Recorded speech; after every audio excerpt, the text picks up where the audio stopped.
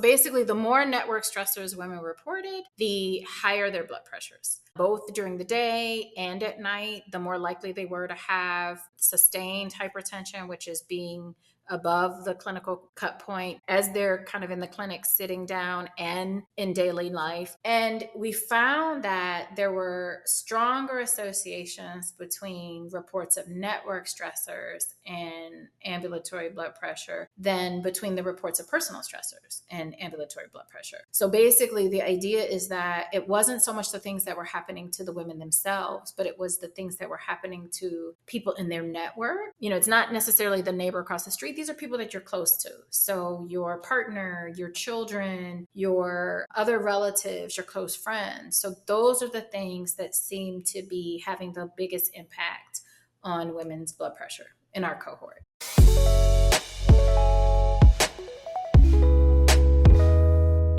Welcome to the Stress Puzzle, where we explore the latest in stress science and consider how the science may translate to our daily lives or where we might have missing pieces for actually making that connection. I'm your host, Ryan Brown, and I'm a social health psychologist working with the Stress Measurement Network, which is a team funded by the National Institute on Aging and includes internationally recognized stress experts from UCSF, UCLA, and Yale. This is the second episode highlighting the best stress science papers of 2023. In today's episode, you'll hear from Dr. Tené Lewis, who is the lead author of the best Human Empirical / clinical paper. Dr. Lewis and her team focused on looking at stress beyond just your individual experience and considering how stressors that affect your broader social network may be affecting cardiovascular health. We also discussed how her team's findings fit into broader conversations around superwoman schema, caregiving burden on women, social safety nets, and how care-related labor is so extremely undervalued. This is such an important episode, so I hope you enjoy and will share it widely. Dr. Tené Lewis is a professor in the Rollins School of Public Health at Emory University, where she studies health psychology and psychosocial epidemiology, with an emphasis on cardiovascular health in women. She is particularly interested in investigating the psychological and social factors underlying cardiovascular health disparities for African American women compared to women of other racial or ethnic groups. Dr. Lewis's scientific work has been honored by the Health Psychology Division of the American Psychological Association, as well as the recently renamed Society for Biopsychosocial Science and Medicine.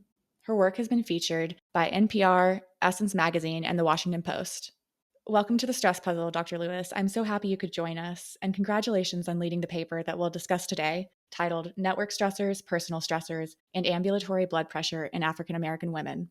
Does Superwoman Schema play a role? This paper was named the best stress science paper in the Human Empirical / clinical category for 2023 by the Stress Measurement Network. So thank you for joining us to discuss this important contribution to the literature. Thank you so much for having me, and thank you for the award. It's truly an honor.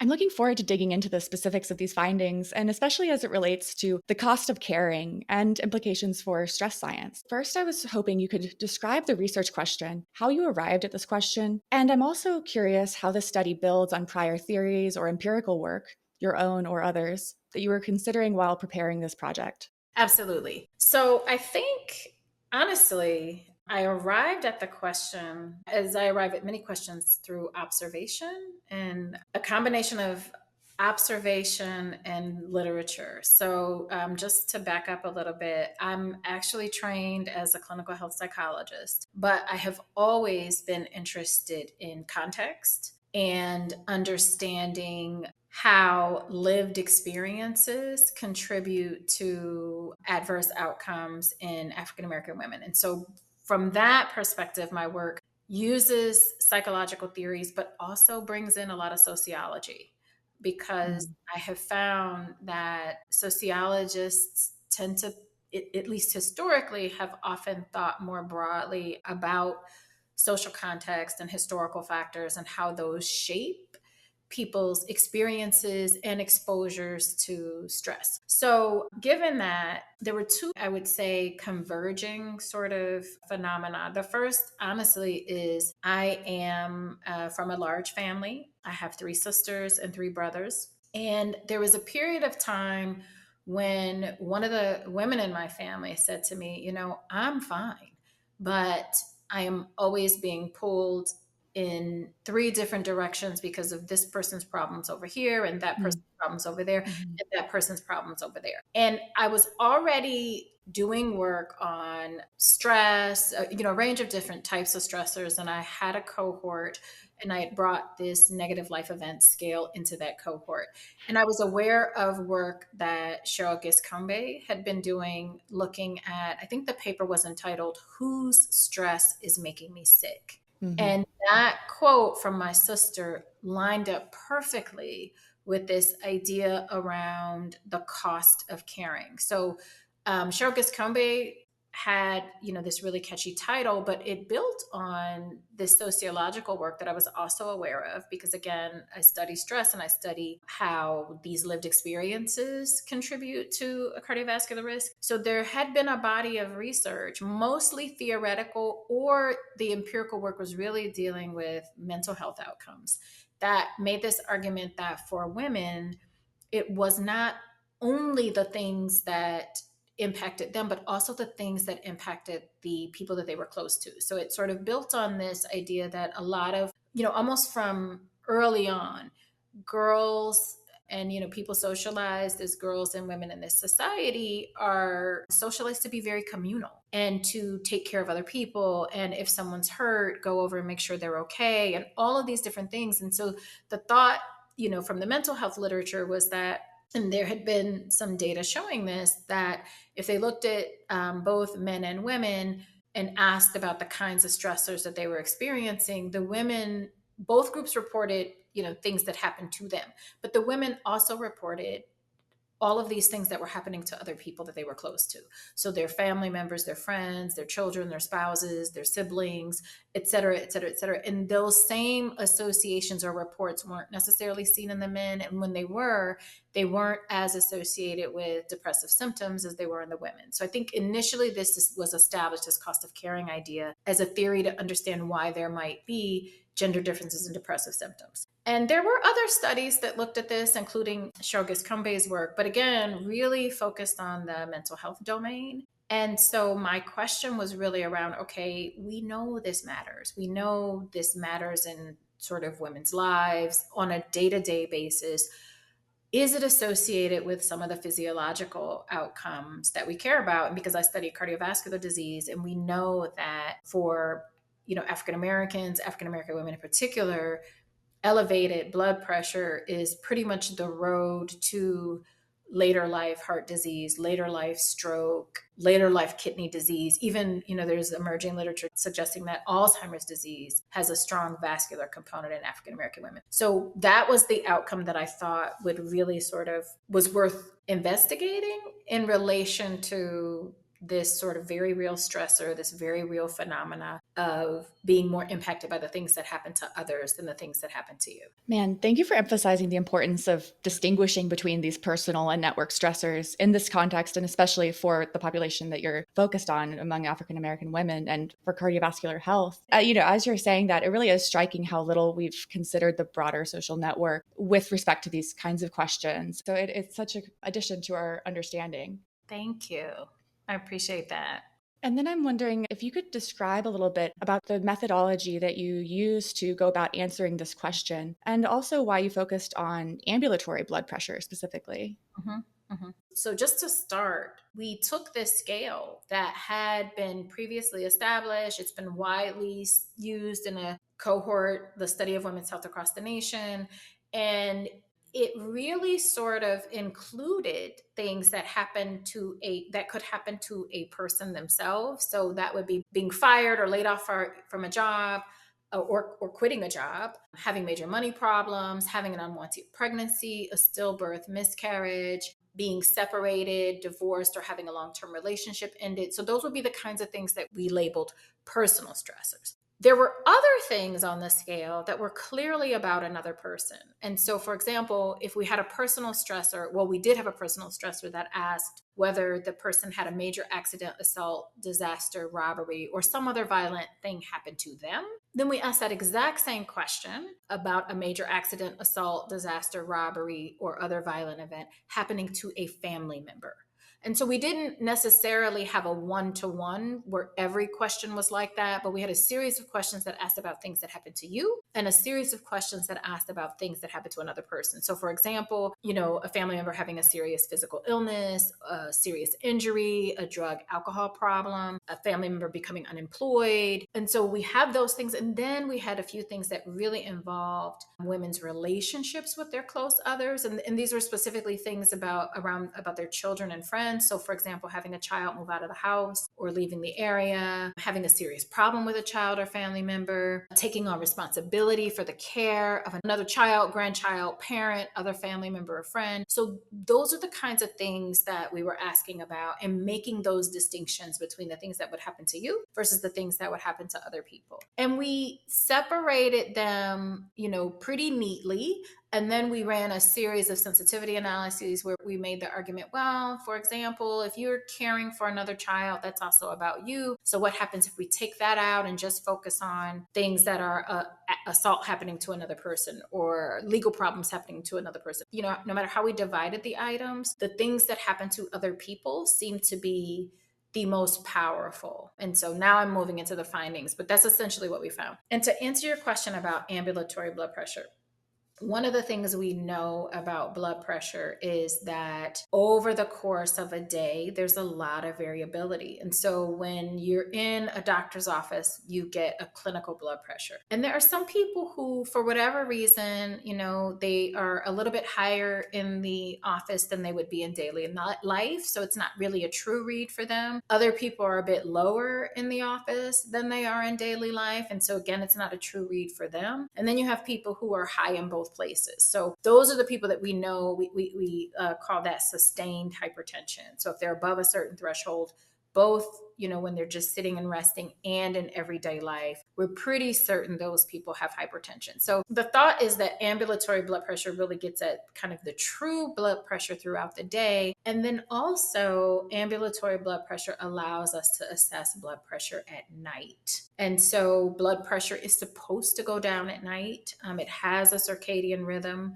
For some individuals, it doesn't go down as much. We believe sometimes in response to stress, it doesn't go down as much. And there's a literature that suggests that even independent of whatever your blood pressure is during the day, your blood pressure at night is really strongly predictive of later heart attacks and later strokes. And so it's considered the gold standard in blood pressure assessment. And so we were really fortunate that we were able to obtain funding to assess it and actually get over 400 women to wear this cuff for 48 hours. Those are the methods in a nutshell. Yeah, so impressive. I mean, on the methodological side, like you're saying, removing the confounding of doctors' offices and actually bringing it out into folks' day-to-day lives and being able to separate it out in all of the ways that you can. I just want to emphasize for folks what you were saying earlier around how a lot of these questions in this domain around network stressors had really been focused on the mental health side. And so by bringing in this gold standard measure of blood pressure, I just want to emphasize how important moving to the physiology and moving to it with such a strong, high quality measurement. Now, I would love to hear more about the results that you found. Sure. So basically, the more network stressors women reported, the higher their blood pressures. Both during the day and at night, the more likely they were to have sustained hypertension, which is being above the clinical cut point as they're kind of in the clinic sitting down and in daily life. And we found that there were stronger associations between reports of network stressors and ambulatory blood pressure than between the reports of personal stressors and ambulatory blood pressure. So basically, the idea is that it wasn't so much the things that were happening to the women themselves, but it was the things that were happening to people in their networks. So they're, again, and these aren't just, it's not necessarily the neighbor across the street. These are people that you're close to. So your partner, your children, your other relatives, your close friends. So those are the things that seem to be having the biggest impact on women's blood pressure in our cohort, in our study. I think another piece that I really appreciate about this paper is how robust the associations were that you found. And so I'm wondering if you can give us any effect sizes that might help us conceptualize the magnitude of these results. Sure. So we actually found, I believe it was an 8 millimeter of mercury difference in those women reporting, for example, 3 or more network stressors over the prior year compared to those who reported not having any. And just to give you a sense of the magnitude of that, when people do meta-analyses of clinical trials that assess blood pressure medicine, right? So anytime there's a new medication released, you want to make sure it actually lowers blood pressure. Those on average show about a 5 millimeter mercury difference. So this is an even stronger effect than that, right? So basically, having multiple network stressors in a year is actually increasing women's blood pressure above what kind of the average blood pressure medication would lower, right? So it's a really powerful effect that we're seeing with network stressors. Correct me if I'm misremembering, but I think your sample also had around 10% or maybe higher reports of those 3 or more network stressors in that year. So just thinking about the number of people who, when we extrapolate out to larger sample sizes, et cetera, how many people are being affected by these network stressors and many of these network stressors in a year?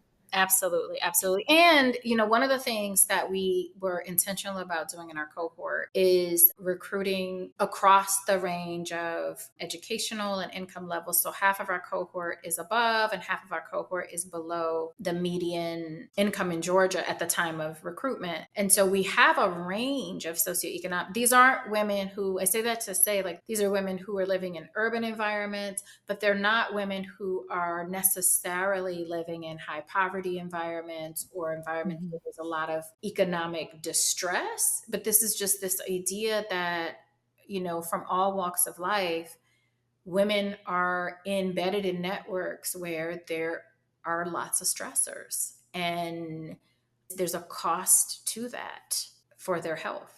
Absolutely. And, since we care a lot about stress measurement here, I was wondering if you could say anything about, on either the personal or network stress side, just how the stress levels that you found in this study might compare to similar cohorts, or any implications that you think when looking at this distribution of network or personal stress scores. Mm-hmm. What we found is comparable to what we've seen in other cohorts. So I think there were, when you write these papers, you go through review, and one of the things that people are often concerned about is, well, you do have some women in your cohort who are a bit more educated, not all of them, but some. And I think what we're seeing is these levels are comparable to other cohorts that we've looked at where the level of education was a bit lower, both for personal stressors and for network stressors. So there's nothing unusual about the exposure to network stress that we're seeing. So I actually think we can probably assume that this is happening in lots of different contexts and lots of different environments. Yeah, thank you for emphasizing the SES, socioeconomic status split there. That is another big strength of this paper. So I'm just glad you're emphasizing it. Mhm. And we've been dancing around it, but I would love to hear what the main takeaway from this study has been for you from your perspective, whether that's again taking it back to your lived experiences or moving forward with new research. Yeah, so we do dissemination here. So we have our study is longitudinal, and so the women come back for year 2, year 3 follow up. We're now moving into wave 4 follow up, and they ask, "What did you find? What did you find?" And so Mm-hmm. we had one of our master students create an infographic for her summer project, and it talks about basically this idea that other people's problems are raising your blood pressure. And so the main takeaway is, because I think there are lots of messages around self-care and reducing one's Oof, yeah, own stress sure. levels and all the various things that you can do as an individual to ensure that your life is, to use a colloquial term, drama free.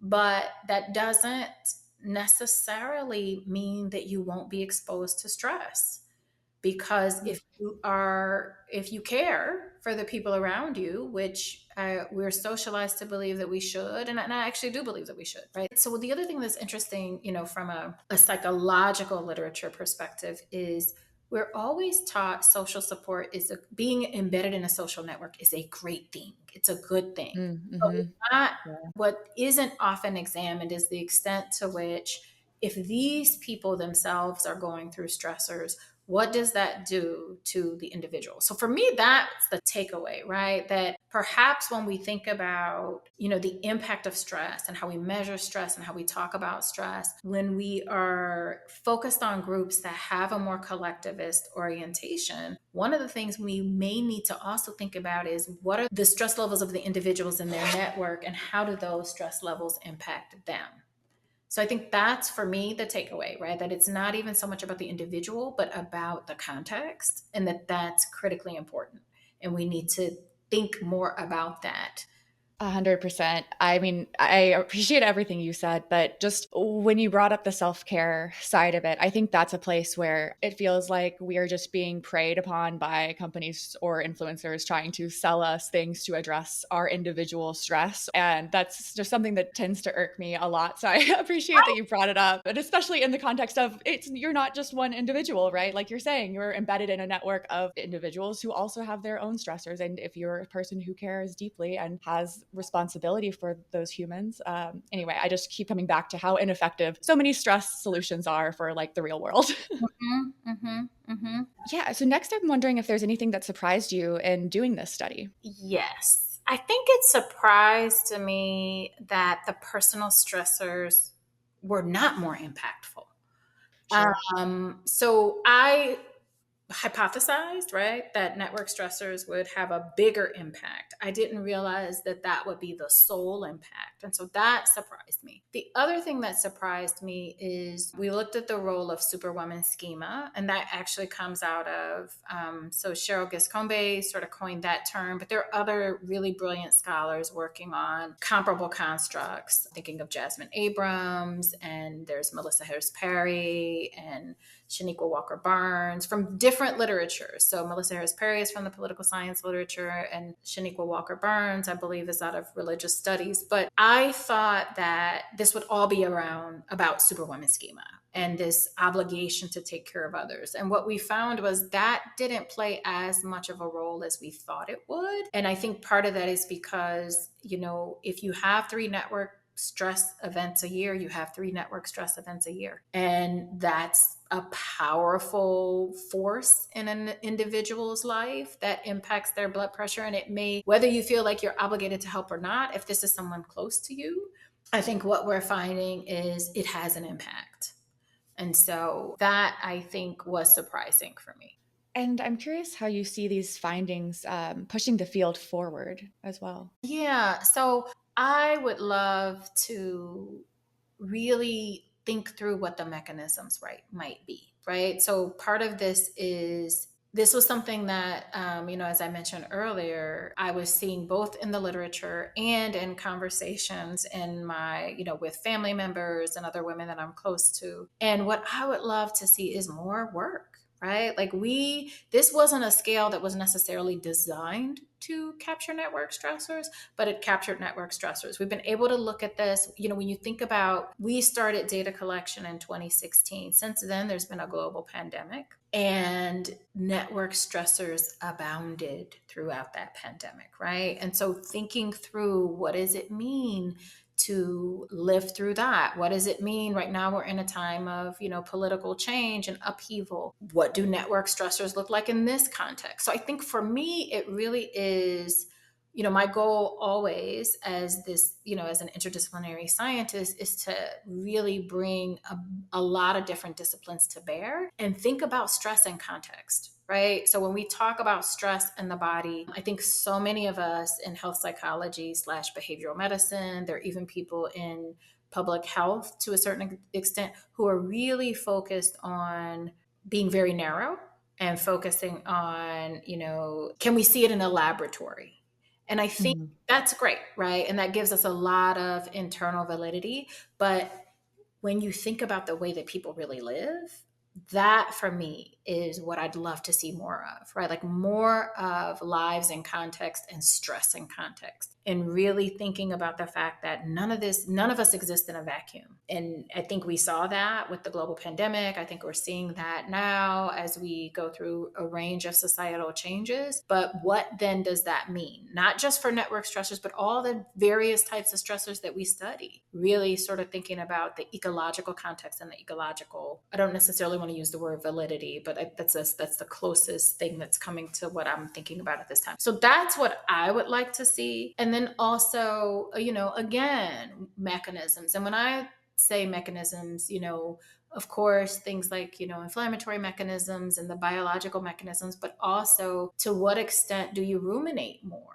when Mhm. it's a network stressor versus something that's happened to you? To what extent are there a cascade of other things that you are dealing with when it's something that's happened to a child or a loved one, and so on? All of those things I think would be interesting. Does it impact sleep because you're ruminating, or because you're less in control, or you feel less in control? So these are, again, all the things that I would love to see happen in future studies. Of course, longitudinal associations and those kinds of things. But that's sort of, I think, we've become more of a me society. And I'm Mm. not so certain that, I mean, there are people who experience themselves that way, but I think we've always been a we society, and really thinking about what that means and how that impacts health, I think, will be important.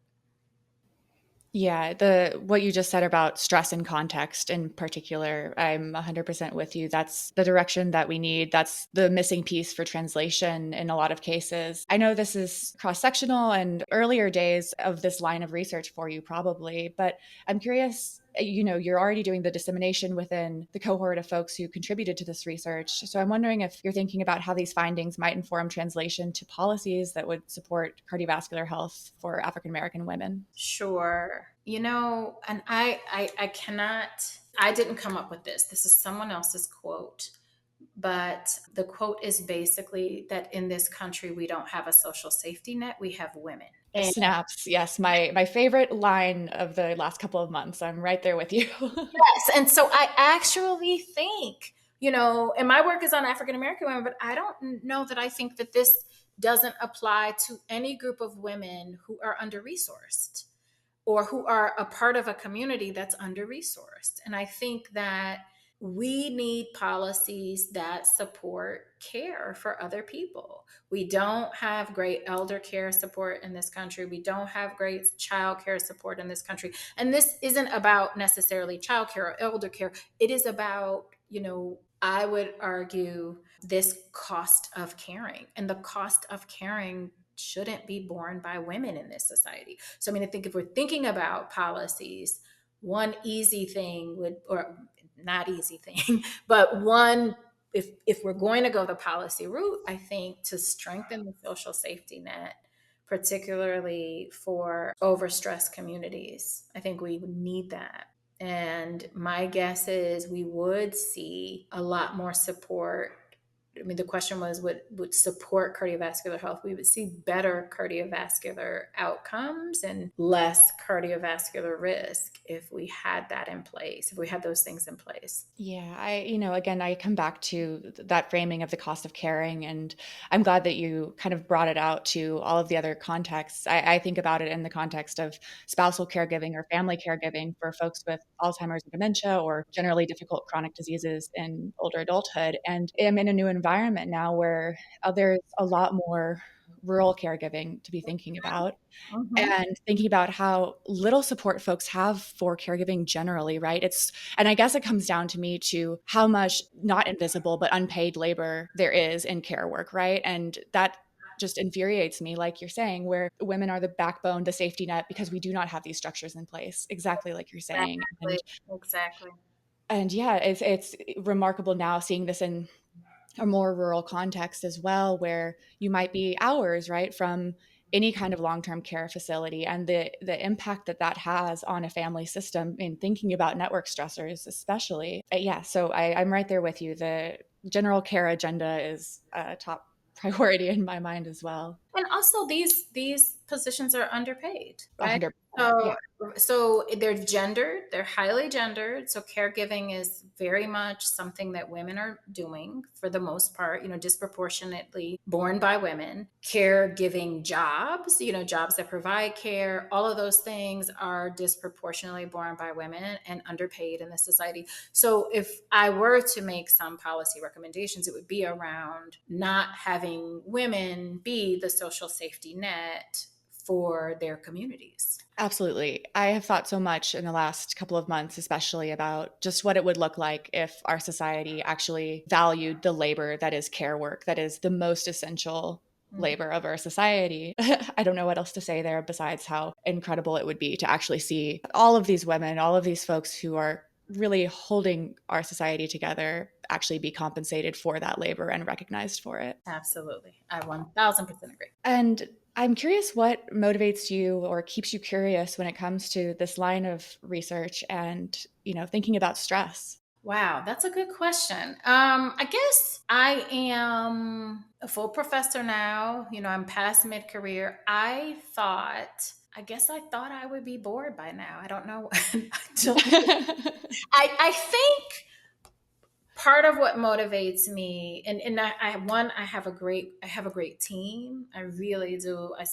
I'm fortunate to be in an environment where I have so many great collaborators and we have really great students and postdocs. And so I'm surrounded by these brilliant minds who challenge me and ask questions every single day. I also love the process of discovery. So I learn new things from my research. So it's been amazing to build a cohort. It's something that I wanted to do. I knew I wanted to do this as a postdoc, and it was this sort of labor of love. It's not easy to build a cohort, especially of healthy people who there's no motivation for them to be in a study, and because they're not ill and trying to understand their condition. And Atlanta is where this is a wide geographic area. People have to travel really far to come and let us poke and prod them and so on. But I learned so much from our data,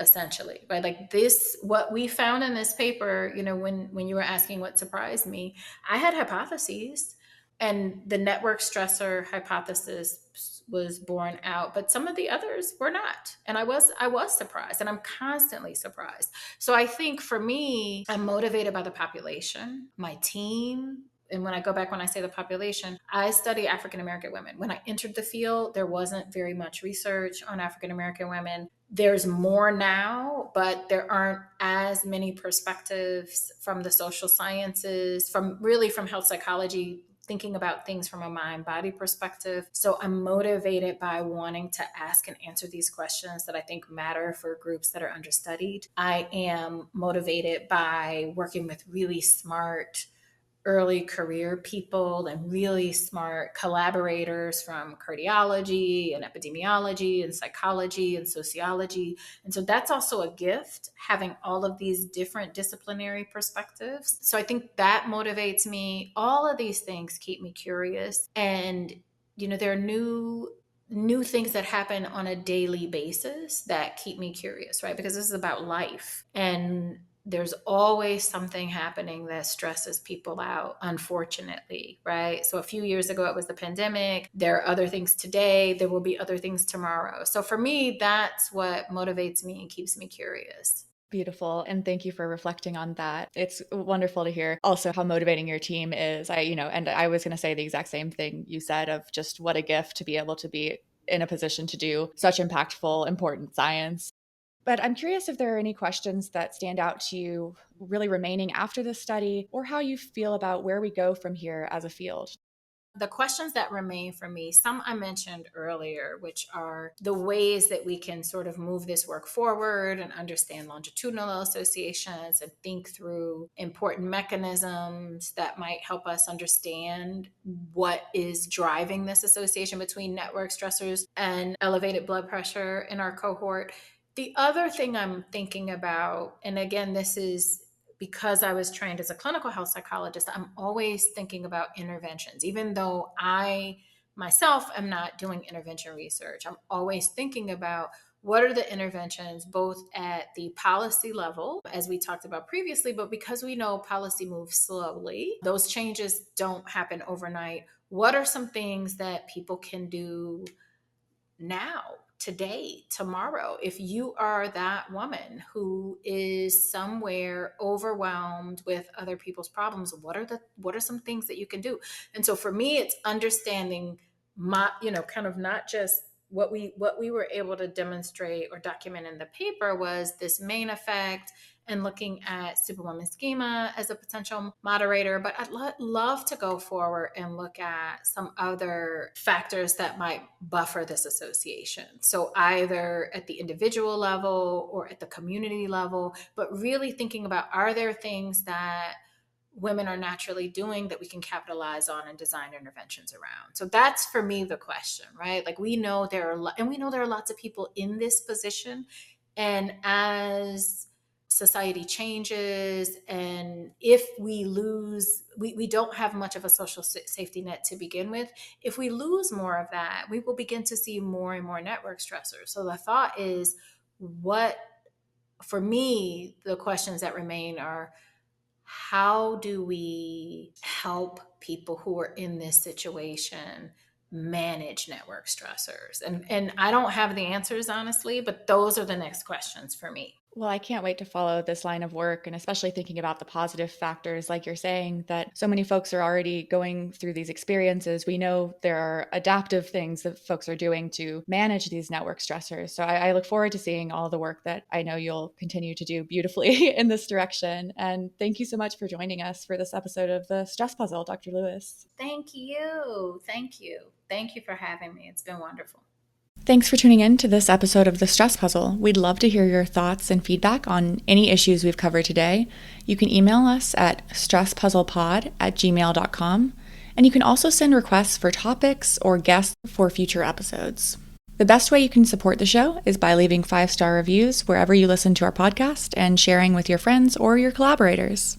And until next time, we're wishing you good stress and opportunities for rest.